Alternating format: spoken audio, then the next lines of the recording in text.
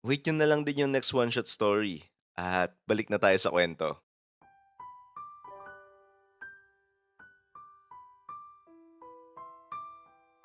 Hi, ako nga pala si William and everyone is ignoring me except this one girl named Sally. Nung una ay gulong-gulo ako kung bakit walang nakapansin sa akin kahit teachers. Pero nung inipon ko ang lakas loob kong kausapin si Sally, nalinawan ako sa lahat. Habang nagkaklase ay napapansin kong balisa si Sally. Ang tingin niya sa blackboard ay napupunta sa bintana. Pero okay lang, at least kitang-kita ko ang ganda niya.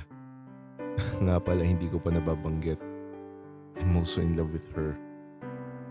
Pagkatapos ng klase ay sinundan ko siya papuntang hidden spot ng campus kung saan may gazebo. Hi! Do you know who I am?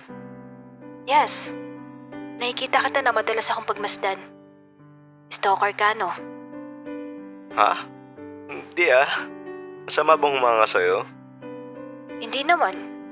Pero wag kang umasa, ah. Oo na. Alam ko naman.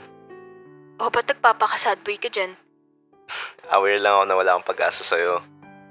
Patawa ka, ah. O ba't mo ako sinundan pati rito? Favorite place ko rin to eh. Ngayon nga lang kita nakita na pumunta rito. Ah, yun ba? Gusto ko lang kasi na mapag-isa muna. Kaso nandiyan ka na eh. Mapag-isa o iniwang ka na naman ng mga kaibigan mo? Masyado atang personal ang tanong ko sa kanya. Oo, maganda siya at matalino.